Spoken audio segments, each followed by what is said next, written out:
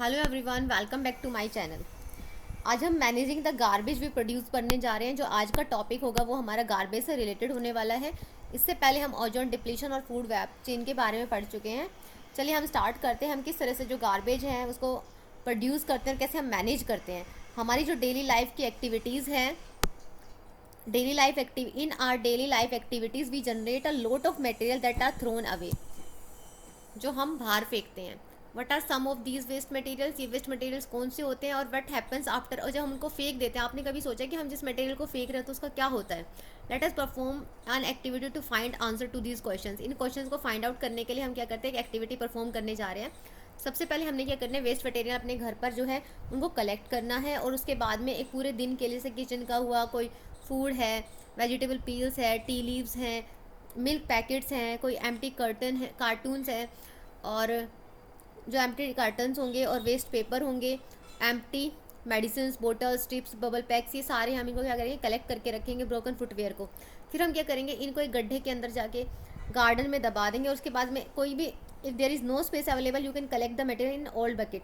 अगर आपके पास में कोई भी स्पेस नहीं है तो आप एक पुरानी सी बकेट या फ्लावर पॉट में इनको कवर करके 15 सेंटीमीटर, एटलीस्ट 15 सेंटीमीटर इसमें सॉइल डाल के आप रख दीजिए। इस मटेरियल को मोइस्ट और ऑब्जर्व 15 दिन तक रखे रहने दीजिए, और फिर आप देख लीजिए इसमें क्या होता है। तो कुछ मटेरियल जो है वो अनचेंज रहेंगे कुछ टाइम तक, लेकिन जो कुछ मटेरियल्स हैं उनका स्ट्रक्चर बदल जाएगा, और कुछ जो है तेज़ी से जो है चेंज होना शुरू हो जाएंगे। तो आपको ये एक एक्टिविटी करनी है। इस चैप्टर में हम लाइफ प्रोसेस के बारे में जो है पढ़ रहे हैं, कि जैसे हम खाना खाते हैं तो हमने जो खाना खाया है वो कैसे डाइजेस्ट होता है, उसमें जो एंजाइम्स हैं हमारी बॉडी के अंदर वो कैसे बनते हैं। क्या आपने ये सारा सब कुछ सोचा कि हम जो खाना खा रहे हैं कैसे एंजाइम जो है हमारी बॉडी के अंदर बनेंगे और वो कैसे डाइजेस्ट करते हैं। By the same enzyme does not break down the everything wheat. सिर्फ एक ही प्रकार के एंजाइम है, वो ही क्यों नहीं हमारी बॉडी के अंदर आते, वही सारी चीज़ों को क्यों नहीं ब्रेक डाउन कर सकते। इंजाइम्स, सबसे पहले हम इंजाइम्स के पढ़ने जा रहे हैं। Enzymes are the specific in their actions. उन सबके क्या होते हैं, अलग अलग एक्शंस होते हैं, अलग अलग काम होते हैं। ब्रेक डाउन के लिए पार्टिकल्स को, सब्सटेंस है उनको ब्रेक डाउन करने के लिए रखे जाते हैं। That is why will know get energy. इसलिए हम क्या करेंगे, कोई भी हमें एनर्जी नहीं मिलेगी। और we will if we try to eat coal, अगर हम क्या करते हैं, किसी कोल को खाते तो क्या हमें एनर्जी मिलेगी। Because of this many human made materials like plastic will not be broken down by the action of the bacteria. इसी तरह से कुछ जो बैक्टीरिया है, जो प्लास्टिक्स है, वो बैक्टीरिया जो है इनको ब्रोक डाउन नहीं कर सकते। एंड और अदर सेप्रोफाइट्स, या कोई सेप्रोफाइट्स भी। तो जो मटेरियल्स है जिन पे करते हैं ये फिजिकल प्रोसेस होती हैं हीट या प्रेशर की वजह से, तो इनके लिए कंडीशंस भी चाहिए एनवायरनमेंट के लिए, कि लंबे समय तक हम जो है किस तरह से इनको डिग्रेड कर सकते हैं। तो जो कुछ सब्सटेंसेस है जो टूट जाते हैं, that is broken down by the biological process are said to be biodegradable. तो जो बायोलॉजिकल प्रोसेस बैक्टीरिया वगैरह की हेल्प से टूट जाते हैं तो उनको क्या बोला जाता है, दैट इज़ बायोलॉजिकल प्रोसेस की हेल्प से, that is biodegradable. How many of the substance you buried were biodegradable. जितने आपने सब्सटेंस की रखे थे उसमें से कितने बायोडिग्रेडेबल थे और कितने नॉन बायोडिग्रेडेबल थे। जो सब्सटेंस नहीं टूटे, ऐसे के ऐसे रहे, उनको क्या बोलेंगे हम, नॉन बायोडिग्रेडेबल। तो दोनों के बीच में डिफरेंस है, what is biodegradable and what is non biodegradable.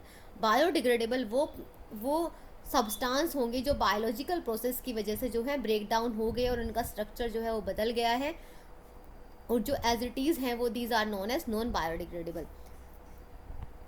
These substances may be inert and simply persist in environment for a long time or may harm the various members of ecosystem. जो non biodegradable substance होते हैं वो environment को भी harm करते हैं और एक पर्टिकुलर पर्सन को भी, और हमारे इसकी वजह से हमारा इकोसिस्टम भी क्या होता है, डैमेज हो जाता है। इसीलिए आपने देखा होगा कि प्लास्टिक को बैन कर दिया गया है, क्योंकि प्लास्टिक्स आर नॉन बायोडिग्रेडेबल। आप करना कि आप ना एक सॉइल के अंदर जो है प्लास्टिक को दबाना, बरी करना, उसके बाद देखना 15 डेज़ के बाद ऑब्जर्व करना कि प्लास्टिक एज इट इज़ रहेगी या उसमें चेंज हो जाएगा। अगर वो आपको एज इट इज़ मिलती है that means it is non biodegradable, इसीलिए उसको बैन किया गया है। और आप उसकी जगह पे एक पेपर को भी बरी करके देखना, फिर आप दोनों के बीच में जो है डिफरेंस देखोगे। तो आप देखो, वाई आर कुछ सब्सटेंस बायोडिग्रेडेबल है और कुछ नॉन बायोडिग्रेडेबल। आप इसका आंसर दोगे। ये कोई भी जो बायोडिग्रेडेबल सब्सटेंस है वो किस तरह से एनवायरनमेंट के ऊपर इफेक्ट करेंगे, दो तरीके बताने हैं, और इसी तरह नॉन बायोडिग्रेडेबल के बताने हैं आपको। आप किसी टाउन या सिटी में जाएंगे और वहाँ पर जो है गार्बेज का जहाँ हिप बना होता है वहाँ पर देखोगे, और ऐसी प्लेस पर जाओगे जहाँ पे tourist interested, we are sure to find the place littered with empty food wrapper, जहाँ पे खाली पैकेट्स पड़े होंगे. We have talked about this problem of dealing with that garbage that we generate. Let us new look at the problem a bit more deeply. तो हम इस problem को जो है फिर डीपली थोड़ा सा जानेंगे. चलिए हम इसको ना नेक्स्ट क्लास में जानते हैं कि किस तरह से जो प्रॉब्लम्स है हम इसको कवर अप करेंगे.